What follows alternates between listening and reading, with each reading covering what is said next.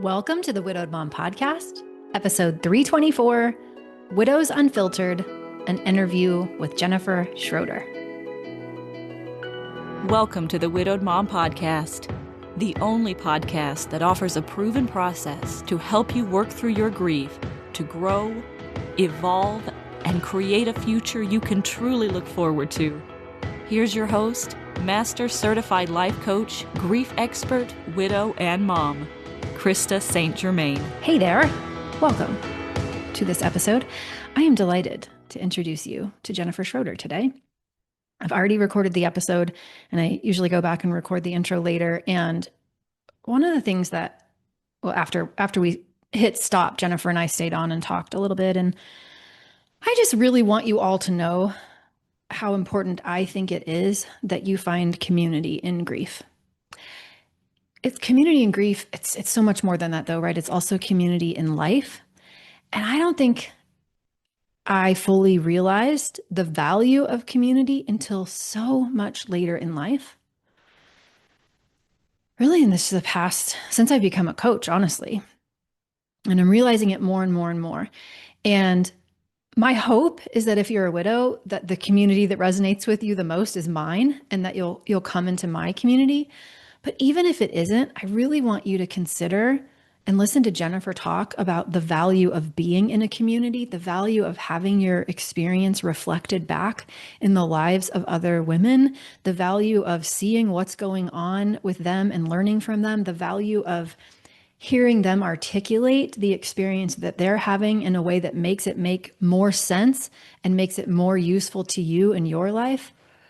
And then just even now, of course, I am the coach in my own community, but what a gift it has been to me personally, having been going through a challenging part in my life, to have this whole community of women who are cheering me on. Even if we're not having conversations about it, I'm getting messages from them. They are saying nice things to me, like that. Just the collective energy of knowing that you have a community behind you is something I really want for all of us. And so I hope that you'll benefit from just all the wise things that Jennifer says, the honest things that Jennifer shares. But beyond that, I hope that if you're not in a community already, you will take action to get yourself in the right community and let yourself have the gift of that. I hope it is my community. And you can go to coachingwithkrista.com and learn more about the programs that I run. But even if it isn't, I really encourage you to give yourself the gift of a community where you can be yourself, where you are surrounded by like-minded women, especially if you're a widow, right? That the people understand the grief experience, that so much of what you have gone through can be understood without needing to be spoken. You will have a more supportive experience. You will make progress faster. And by progress, I mean grow in the ways that you want to grow, have an easier experience of something that is so very difficult. And I just want that for you. And just felt really fired up about it after I talked to Jennifer and watched and listened to the impact that it had on her, and then was just reminded of the impact that it has on me. And I really want that for you. So without me blabbling anymore, let's get into my interview with Jennifer. I hope you enjoy it. Okay, welcome, Jennifer. I'm excited to talk with you. Thank you so much for having me. I'm looking forward to talking to you. We were just talking before I hit record and talking about how I think the best interviews are the ones that are the least polished and the most personal, right? The ones that are like, we're not trying to have some sort of fancy, life was terrible, now it's amazing and everything's perfect. And I love all of it, because doesn't really reflect anybody's reality, no matter how much work we've done and, no matter how we're feeling about our grief experience. So honest conversation forthcoming. Yeah. So well, I was ready to chat with you, feeling pretty good. And then about a half an hour ago, just started bawling like, well, I'm a widow. Why am I going on a widow podcast? So it's just the reality of just the emotions that come over you, Yeah, totally. Because it is a wild roller coaster sometimes, and it's not always predictable. Yeah. And you can be on the path of I'm a widow and I'm getting this thing, figuring it out. And then all of a sudden, like, I'm a widow? What? Well, I don't want to be a widow. Yeah. How did that even happen? How did that even happen? So yeah, I get that. Yeah. Okay. Well, I want to have you just start by telling people a little bit about yourself, your background, how you became a widow, whatever you feel comfortable sharing. Okay. So Jerry and I met, I was in eighth grade. He was in ninth grade. We dated all through high school. We got married when we were 20. So we weren't even able to legally drink at our own wedding. And then had Wow. three awesome children when I was 23 and 25 and 27. So we started young. And now that he's passed away, it's like, I'm so glad my kids had so much time with him, Mm, but um, we didn't have a perfect marriage, but we were in just a really great spot. We were just newly empty nesters, traveling. We worked together. I worked full time with him at a company we owned for the last 8 years before he died. And we just loved that. People recommended we not do that, like work with your mm, spouse, but we loved it and we enjoyed spending time together. We traveled to Copenhagen, Denmark. Our son was living over there, playing American professional football. And he and his wife were newly pregnant with our first grandbaby. And we thought maybe this will be the end of his football career. Let's go over and watch him play a couple games. This might be his last season. And like day 10 of our trip, Jerry just got suddenly ill and just really bad stomach pains. By the end of that, now you're in a foreign country trying to get into an ER in a mm. foreign country. The whole thing was just scary. And by the end of that night, he had been diagnosed with severe pancreatitis with necrosis, meaning part of his pancreas was already dead and some blood clots had been thrown. Um, by the next morning, he had been admitted to ICU as septic, and the next night he was intubated and then kidney dialysis, and he died 4 days later. It was Mm. shocking. It just doesn't even like describe, just what happened.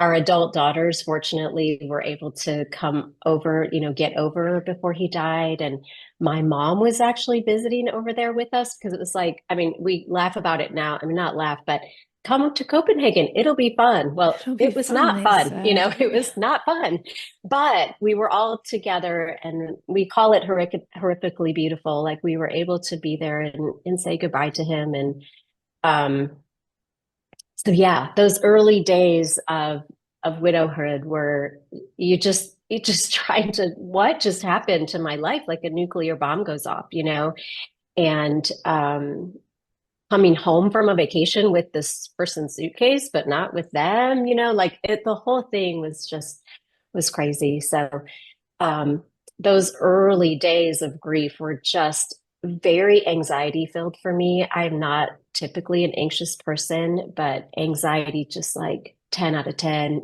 just would Mm. wake up at 5:30 in the morning, just revved, like where I just couldn't like lay in bed. I had to like get up and just walk or move or a couple months in, I kind of connected that those days when he was in the hospital, we kind of made shifts for ourselves. I would go in to see him from 6 a.m. to 9 a.m. and then 6 p.m. to 9 p.m. And the kids all had their shifts too. And it was like when I wasn't with him, I could convince myself that maybe he was going to heal, he was going to recover, he was going to make it through this.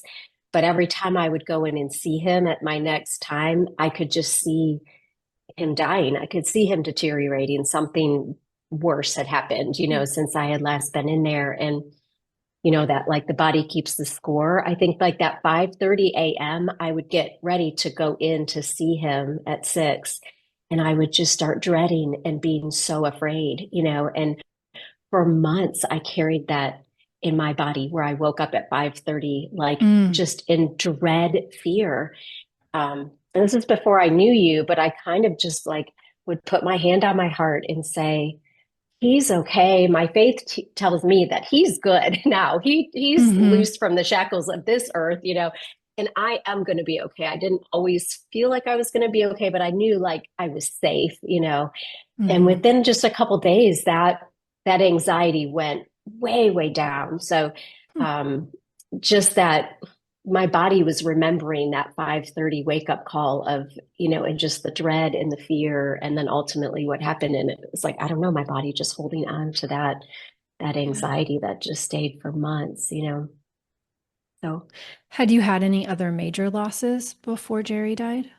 my my dad, it was going to be the 10-year anniversary of my dad passing away unexpectedly that December. Jerry died in September. It'll be 2 years this September.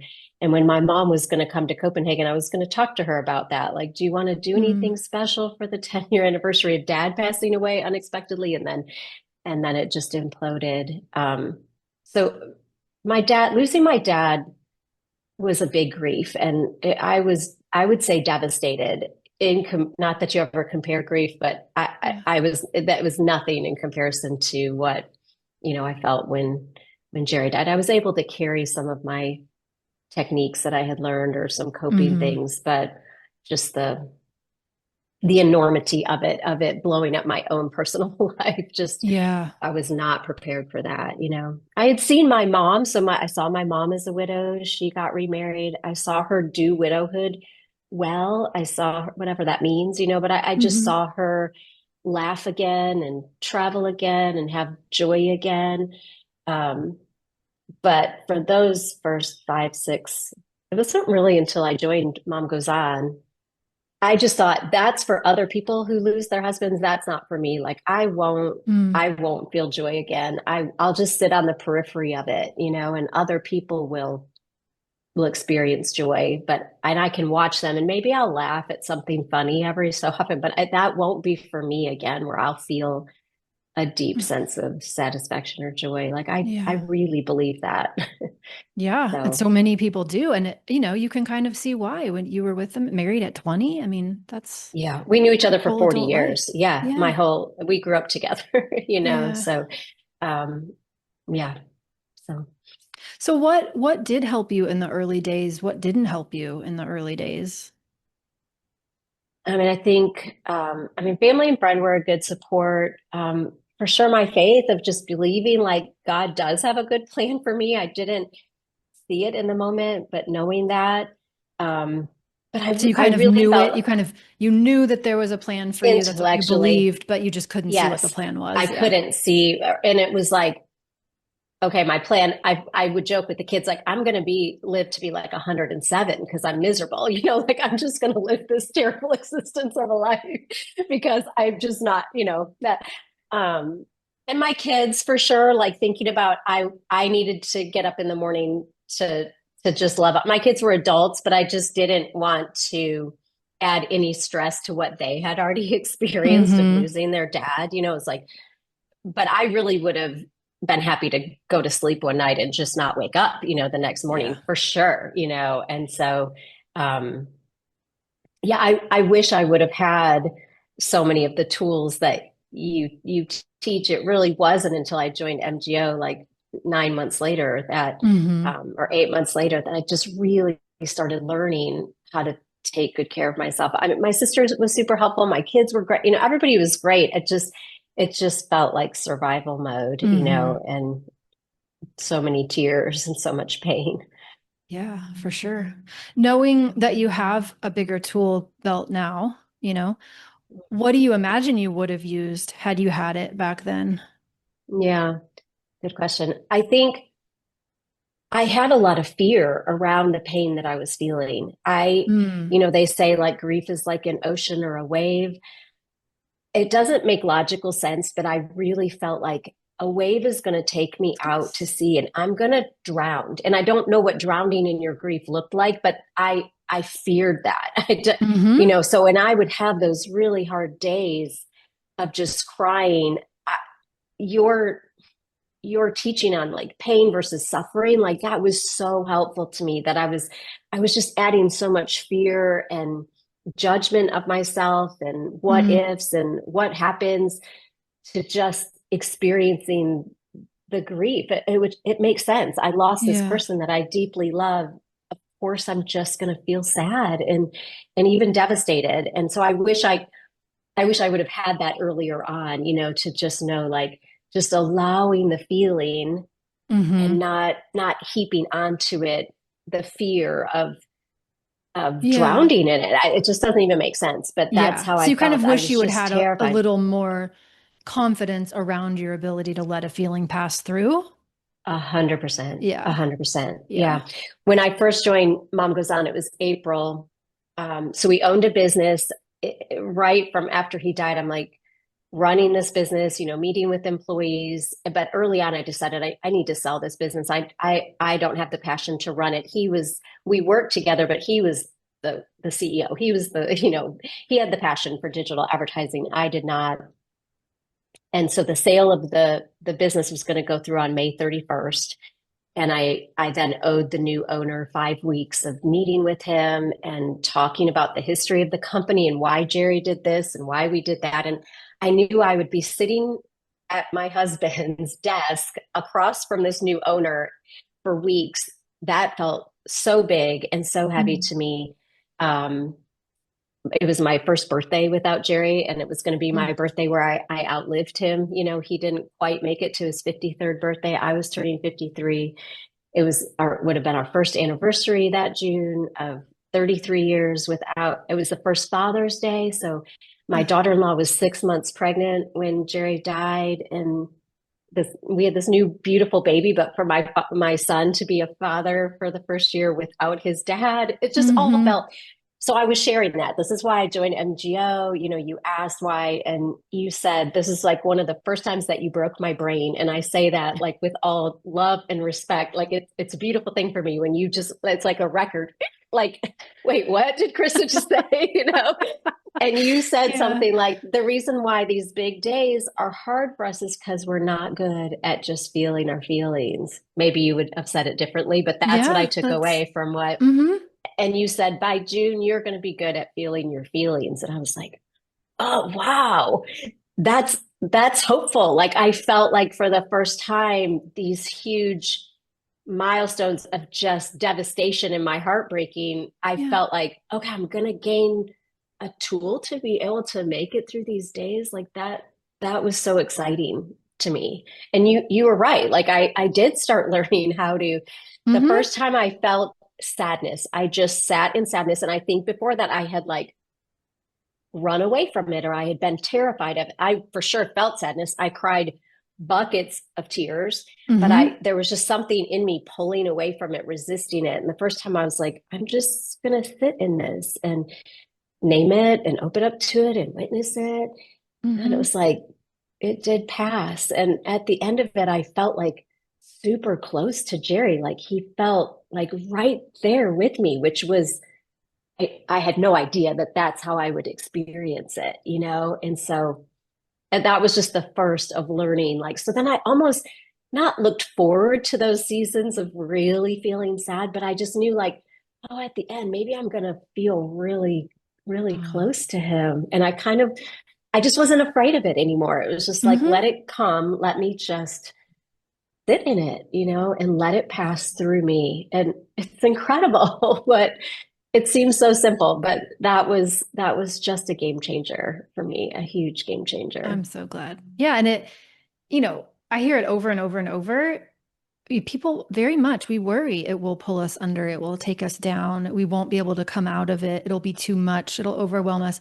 And it makes a lot of sense that we would have that experience. It's like saying, hey, I want you, person who has never surfed in your entire life, to go out into the big ocean with scary waves and surf. Well, no, thank you. Because I don't know how. Nobody taught me. Right. And so, but it can be learned. And it doesn't mean necessarily that the waves have to get any easier for you to have a better experience of surfing, right? It just means you haven't learned to surf yet and you need to learn it because it's a muscle. Yeah, it's a skill. And if we don't have it, of course, it makes sense that we would be afraid of it. But in those early days, I would at night, I would say to myself, like after 8 p.m., 9 p.m., because I was just tired. I was stressed, in those early months. I would get in the shower in the evening, and that's where I would start to cry. And sometimes it felt like I couldn't stop crying. It would just be hours. And then I'd wake up with that hangover of having cried and so and I felt like this was a good skill that I just would tell myself, like, you can cry again in the morning, but for now, you just have to rest. It's okay to rest, And so I would almost not allow myself to cry in the evening, but I would just tell myself, you can cry in the morning. Now you need to go to sleep. And I felt like that was a good self-care for myself, that I didn't get kind of now I feel like I can cry at night. I can cry in the morning. I can cry whenever because I know Mm-hmm. I'm not gonna get pulled under by the wave. But that was one of like the coping techniques that I used in those early days. And I felt like it was a kindness to myself of just not getting Yeah. into that crying where you just cannot stop, you know? Mm-hmm. I So felt the kindness as you said it. mm, Felt I kind. felt like I was, yeah, it was a new thing for me. It's like, is this okay for me to tell myself that I can, Uh-huh. am I avoiding crying? But it just felt like a little treat of like, at night, you can lay in bed. You can cry again in the morning if you want to, but right now, just go to sleep. Yeah. You need to sleep. You know, Yeah. that grieving is exhausting. It's so hard, you know? Mm-hmm. So Full body. Did full you, I know you body. said your mom was obviously your mom was a widow. Did you have any other widows in your friend group or any that you, No, yeah, no, no. No, you MGO was really the was first. Well, it? I say that a crazy thing happened. Um, Jerry died on a Wednesday. He was 52, healthy. A good friend of mine, 6 days later, her husband passed away of a Oh, pulmonary embolism. Like in our friend group, like so our kids all grew up together. And within 6 days, two of the dads that were young and healthy, bam, gone. It was traumatizing for all wow. of the kids. You know, it was like unbelievable. So she and I did kind of walk through this season together of being newly widowed in our 50s, you know, early Mm-hmm. 50s. So um but besides my mom and her, that was, you know, I didn't have, I always thought of widows, even though my mom was younger, and I just always thought of Yeah. widows in their 70s and 80s. You know, it's just like 50-year-old widows aren't a thing, you know, but Same, same. they are. Yeah, MGO will show that 50 and same. 40 and 30. Yeah, they're out Uh-huh. there. They're out there Yeah. for sure. So, So, was there any other resources you were exploring or looking for? Like, were books helping you? What were you reaching for, searching for, finding, not mm, finding? I think one of the things I was like on Facebook widow groups, and Mm. that was depressing. Most any of the ones that I was in, it was like my husband died 27 years ago, and I'm as sad today as I was the day he died. And I'm like, oh my, I that's this, and I kind of believed it. I'm like, yeah, that makes sense. Like that could Mhm. be, you know. Um, so no, I really there were some good books. I can't remember the titles now that you're asking, but there was some good like Christian lament and grieving that I Mhm. felt like hit the nerve when I needed them. But I didn't know it, but I was looking for MGO of like uh, an overhaul of the way I thought and the way I Mm. approached. And I don't even think it's necessarily for widows. It's like, gosh, I wish I would have had that 20 years ago, 30 years ago, you know, Yeah. of an approach to your thought work. And then also just how to care for your nervous system. Like just both of those things in tandem were just so helpful to me. There were so many times that I just call it broke my brain, you know, just like you offered me a different thought.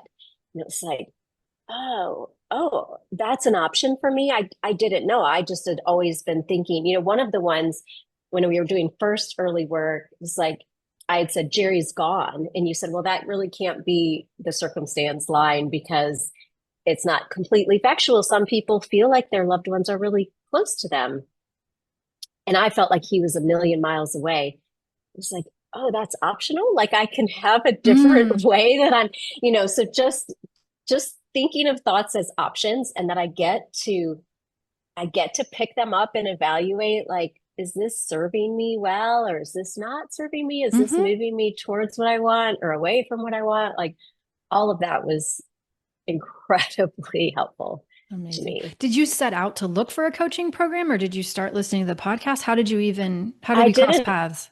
My youngest daughter actually knows somebody that you know. So she had sent me a link to your Oh, I website forgot about like that. early days. And I'm like, no, I don't know, you know. And then when I started getting on the Facebook widow groups, I started seeing, you know, your advertisements and stuff. And I was like, oh, that was the face of the lady that my daughter had sent me. So I Got it. hadn't ever listened to a podcast before I joined MGO. Once I joined, then I started listening, but, So you did it the which other I way feel like, around. You joined yeah, I first feel and like then most listened people later. listen to the podcast, but I was like, I just was Not reading always. about like, and I used to argue with you in my head, of like, it would say, do you want to love your life again? And I'm like, Krista, that's too much. Like, that is just a bridge too far. Like maybe I could by an inch not hate my life as much, Mm-hmm. but Yeah. love my life again, that's offensive. Like that is, Yeah. you've gone too far, Krista. So, and I think one of my early coaching calls with you, I was like presenting you, I'm like, 1 + 1, Jerry plus Jennifer equals 2.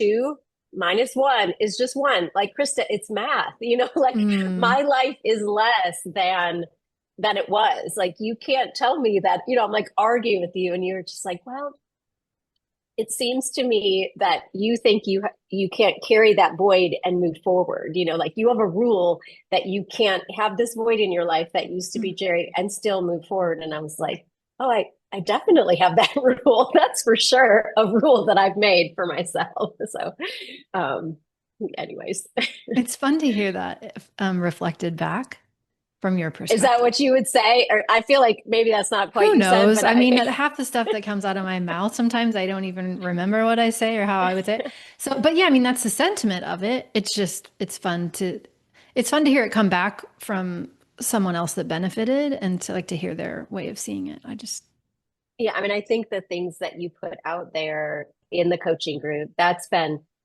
shocking to me that I thought me getting coached by you would be the benefit, but mm, me hearing other people getting coached has been just as helpful. I can see myself in each one of those women, even though we have different problems, the logistics are different, our lives are different, but the thought pattern is there, the all of hmm. that is, I learn from every coaching session that you do. And That's it's just awesome. incredible, kind of these things that you throw out. And it's like, I can think about that differently. And that moves me in a different direction. Mhm.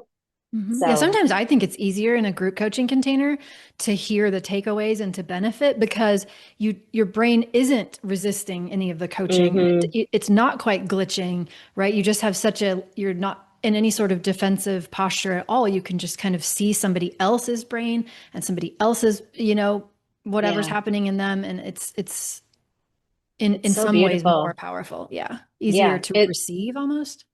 yeah. Yeah. One of the big things, it was in one of your master classes that I listened to last October. Um, and I think you've done a podcast on it for sure. I've heard it in your coaching of just this idea of like, what happens if it was always going to be this way? What happens if Mm. I was always going to be a widow? And I know I had heard you say it before, but somehow in this recording that I was listening to you say that, it just like arrested me. Like I like paused. I'm like, I just have to think about that. And so talk to my kids about it. I mean, I just chewed on it for months of like, if I Hmm. really believed that it was always going to be this way, how would that change the way I move about in the world? And it changed a lot. I think my faith tells me that it's like our days are appointed for us by God, right? And so I actually looked up like Jerry lived 19,339 days, um and Wow. it in my chewing on this, it was like I could see it as a tragedy that he died, or I could see it as that those were the days that he had, and what a beauty that I got to be so much a part of it. But then likewise, I have appointed days for me too. I have a set Hmm. number of days. And what do I want them to look like? Do I want to be looking back on this beautiful part of my life and wishing I was back there all the time? Or do I want to say that was beautiful and now what? Moving forward, Hmm. Um, so that was just that has been such a game changer for me of if I really believe it that I was always going to be a widow at 52. I was going to have this other chapter to my life. Hmm. How would I move forward in in my life. I would still cry and still have days where I'm sad and I miss this man that I loved so much. Sure. And I'm gonna look forward to what I can build in my future and Yeah. what can happen coming up. And I can show up with my kids of it was always going to be that way, that they were going to lose their dad at 25 and 27 and 29. And I hate that for them, but I can be the mom that they need from me, Hmm. and I'm not less than because their dad's not here. Like I can be supportive Yeah. and caring and walk alongside them with their grief too.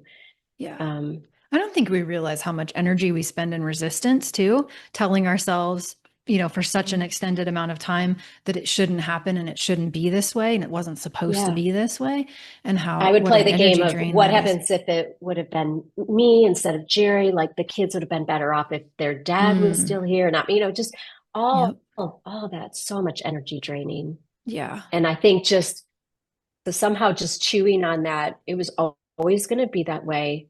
It just kind of like gently started chipping away at some of that. Like this was such a tragedy. It still is really sad, and it is tragic that he didn't live. But Hmm. also, if those were his appointed days, he lived a beautiful life, Hmm. and I got to be a part of so much of it. And so then, what is Jennifer going to do with these appointed days that Today. she has for her? Yeah. Um, I'm yeah. I'm curious to know more about your transition from when you at the point where you were offended by the idea of loving your life again. Like what was that? Because I remember that too, right? Like you could be happier than you were before this trauma. I'm like, no, thank you very much. Like kind of want to Right. throat punch Punch people. somebody in the Yeah, face. right. Yeah. So I relate to that, and I bet other people do too. So what was it like to kind of notice that you did kind of make a transition from I just want to not hate my life to maybe something more is possible and I can focus on the days that I have ahead of me? Yeah, that's a good question. I don't know that it's Monday you feel one way and Tuesday you wake up Sure. and feel the next, that it's just, I think you even just saying like, let's just normalize that grief does a number on our brain. We have all these neural pathways in our brain that are rewiring. Like, let's just normalize that this is the process of grief, and not try to Hmm. make ourselves get to the place of in a false sense of oh, I love my life now and everything's great, just Hmm. like just normalizing that grief is a journey. You're gonna have Hmm. ups and downs. And um yeah, and I think just niggling away, like kind of chipping away slowly at kind of these if I believed this thought that I could love my life, like what would that mean? What would somebody that believed that think like and what would they Hmm. act like? And so just kind of, I don't know, for me it was just a more of a slower process of just accepting that I'm a widow and that I'm going to have grievy day. I'm going to carry the grief of Jerry not being by my side for the rest of my life. And Yep. like I used to get really mad about that and kind of annoyed, like why do I have to carry this grief with me everywhere? So and now I'm just like, yeah, it comes with me, and I can just enjoy a beautiful moment too. And it's Hmm. just right there and joy is there. So I don't know if I'm answering your question. I guess I don't know how the process happens, I of kind of just love it. I kind of love it. It sounds like it wasn't really something you had to work really hard to get yourself toward. You just kind of remained open and maybe curious a little bit along yeah. the way. And it just kind of, it sounds like it was a cumulative effect of the other coaching that you were doing and work that you were doing and life that you were living. And then gradually it just felt a little more open and a little more possibility. Yeah. Yeah. And I think curiosity, I think you saying that of just when Mm. you're just what would it look like? I don't have to choose to accept it, but what would it look Yeah. like if I was thinking that way, Hmm. and just letting my brain get closer to it without adding all the resistance to it, Yeah. of yeah. And I think I was just reading back through, so I keep like a Jerry, he struggled with anxiety. He was like a very low risk person and kind of thought through all the eventualities of all the things that could happen and was prepared for all of them, which was wonderful to be married to somebody like that, because I literally could just be like, I don't have to worry about anything. He's got it, and He's then done. he dies, and I'm like, oh my gosh, what's going to happen? The apocalypse is going to happen, and Yeah. Jen is not prepared. Um, but with that comes with him, it came anxiety, if you're always thinking about the future. And so he really developed like the last 5 to 7 years before he died, like this true practice of gratitude, and not like a Mm. fake toxic positivity, but really try, like you talk about, finding the small victories in the day and really like embracing them and being grateful Hmm. for them.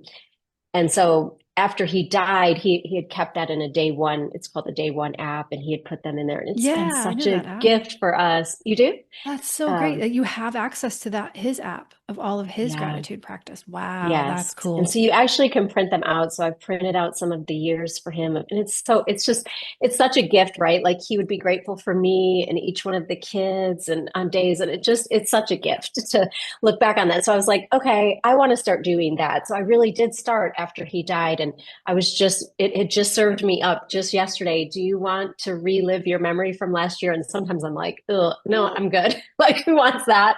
But yesterday I did. And it was actually, so I joined in April. This is now July. And I read through, I was going to the house. I was moving at the time, and I'm going through the garage and cleaning out stuff that was his and mine. And normally I would have been cleaning, I would have been sad, but I would have been adding a bunch of pain, suffering to it, Mm, of like, what is my future? Where am I going to live? Am I ever going to find a house that mm. I'm so tired of crying like this. I'm just trying to clean just the mind spinning out. And so last July 22nd, whatever it was, I was like, I just was sad today. And I cried, and I didn't ask myself a million questions about my future. I didn't try to solve any problems. I just was like, this is sad that I'm cleaning out the garage and my husband is gone. And that was remarkable. Like, that was That such a is. clean experience of just like, I just let myself be sad. Hmm. And then it was like, and at the end, I was like, and I got a lot done, a lot accomplished. It's like I was sad and I cleaned out the garage, Yes. I And allowed the so feelings and I was I also could, productive. and I also was productive, who knows. So anyways, that's a long way to get around back to that other That's question of just cool. like, I think that was just starting to be the process of just like, just allowing the feelings, not Hmm. always trying to solve for my future. That Hmm. was a big one of just like, what does the future look like? And Yeah. now I don't have him. And so I would just I would tangle up so much suffering along with just the pain of just missing him and losing him. Hmm. So Wild. So then you finished your first 6 months and mom goes on, then you decided to do masters. What made you yeah. decide to do that? Why did you do it? Oh, I just couldn't. I mean, I'm going to be a lifer for Oh, sure. okay. There's a I club. There's a just, club of you. We should get shirts. I felt like I wasn't done Yeah. learning. And Hmm. I just I think it leapfrogs you, if that's a word. I don't know if I can explain this where it makes sense, but I can be kind of thinking of something, and then one of these amazing ladies in the community will post something on Slack, or it'll be in a coaching call where they'll kind of resolve something. Like an example, you work with us so much on loving ourselves, right? And really having our own backs, and the way we talk to ourselves Hmm. is so important. And all my life, I've had a very harsh inner critic. And Mm. Jerry was like the anecdote to that, right? Like, and he would say to me, like, oh, honey, why do you talk to yourself like that? Or why do you even think that about yourself?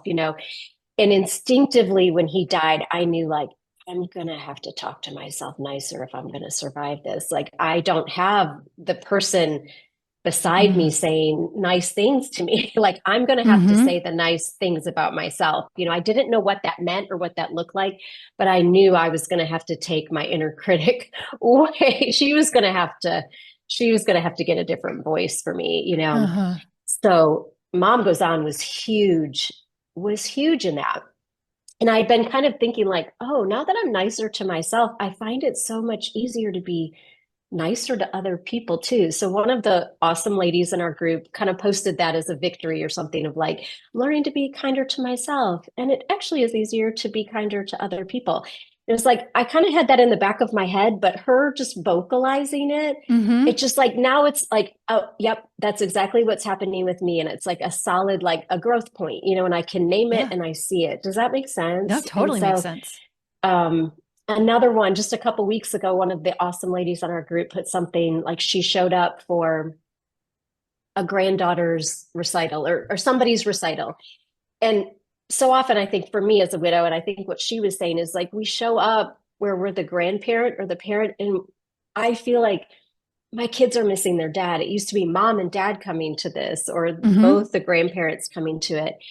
And so sometimes I show up feeling less than, or like I'm missing a piece, which I am. I'm missing this person. But she said something like, I didn't bring the grief with me today. I just showed up. I'm enough to show up to support this granddaughter. And I was like, yes, that's amazing. That's beautiful. Like I had been kind of niggling around with that in my brain, but I didn't Oh, have words for it, yeah. So then this person articulating this growth point for her, I just leapfrogged over the whole thing is like, yes, Mm-hmm. that's right. And not to say I'm not going to struggle with it again but now there's kind of words around it, Yeah. a solid growth to it. Does that Mm-hmm. You make get some clarity sense? around what you're experiencing. You kind of Yeah. grow faster in some ways because of other people and what they're sharing. Yeah, Yeah. Yeah. totally. So What was that's it why like? I don't remember the timing. Did you come to coaching on the couch before you joined Masters or after? it was in November, So so probably maybe right after. at the same time. Yeah, Okay. probably. Well, Yeah, I always like to know what it was like to be around another group of widows in real life. yeah. That was great. I mean, it was just like we just had a shorthand, right? We're all from all around the country, totally Hmm. different life experiences, but we have this common, we're all just widows. We're all Yeah. in this journey together.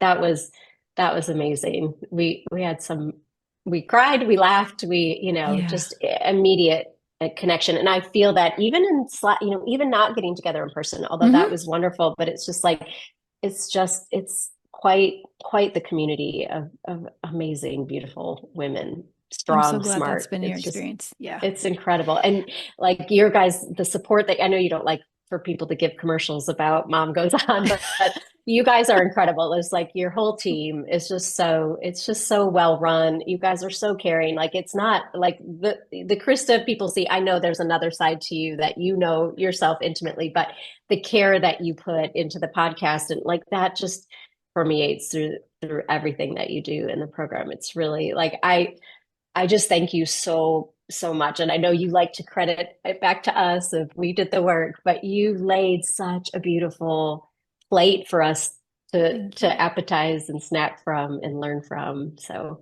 Thank you. That grateful for you. I received that. It means a lot to me. And it is Good. sometimes I look at the women and that I get to work with, and it is just mind blowing to me at Incredible. what an amazing group. And I don't say that like I hope other people who aren't in that group don't then feel intimidated of like these are like special unicorns. Like no, it's just like this really honest, vulnerable, loving, compassionate, kind group of just where I just see people being themselves and asking for what they Hmm. need and getting what they need and supporting each other and encouraging other. And it's just like magic. And I'm so glad I It is. created it in the rolling style that I did because a lot of programs have a start and a stop. And you Mm. start with the group and then you finish with the group and then you're kind of done. And I didn't really realize the full benefit of this at the time that I did it, but I'm just so glad I past me did it that way of having that rolling nature where there are people like Yeah. you who are identifying as lifers, there to support the people who are new that come in. And then there are people who have been there way longer than you that are still Yeah. there, and so there's just like this culture that has been created that is It's wild and incredible. And amazing. so I can look back on these new ladies and my heart just goes out to Yeah. the ones that come in and you just see the heartbreak and you just Yeah. want to hug them and say, it's gonna be okay. Yeah. I know right now it doesn't feel like it is, but you're gonna be okay. It helps me mark my, not that there's any progress, but just like, Yeah.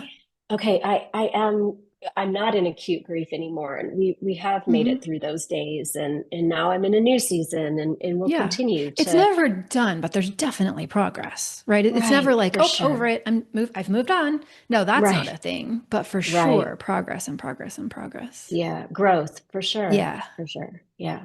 Yeah. Yeah. I love also, thank you for sharing at the beginning that right before this call, you had a moment of, Mm. is this still even my life? Like, what the heck? How am I on Yeah. a widow podcast? I think that Yeah. matters for other people to hear because it would be easy to just think, oh, she sounds like she's got it all together and she doesn't have any, surprise grief grenades or, stuff like Mm-mm. that.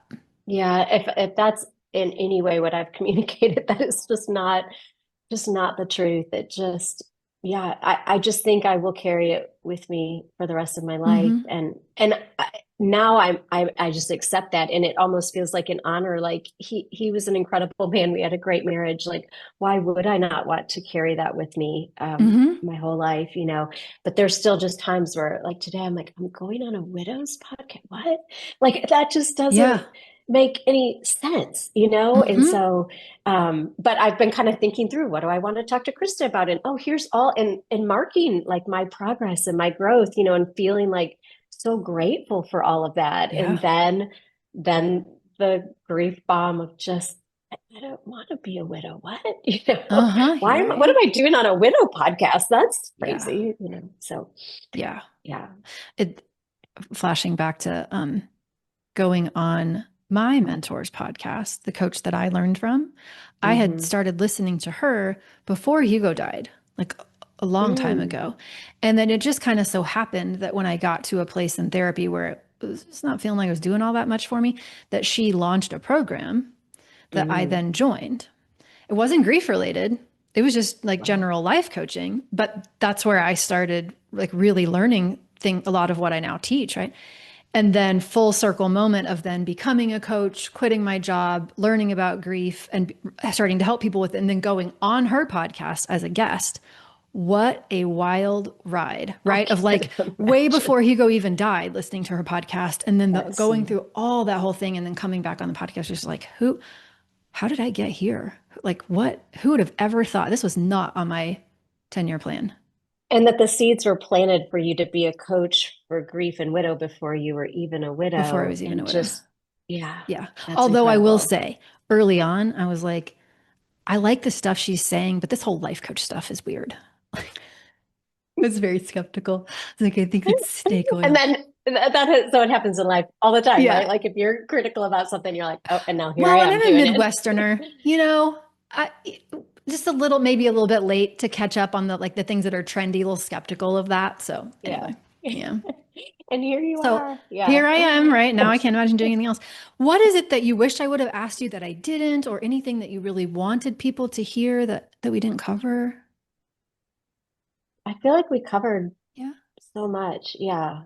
I just think, yeah, just having grace and patience with yourself, just trying to have a cleaner experience of just allowing yourself to be sad or Mm-hmm. disappointed or jealous. You've taught me about that. Just letting Yeah. yourself have a cleaner experience of your feelings. It's just been so powerful. So, and find yourself a community of widows that can support Yes. you. Heck yeah. It makes such a difference. Yeah.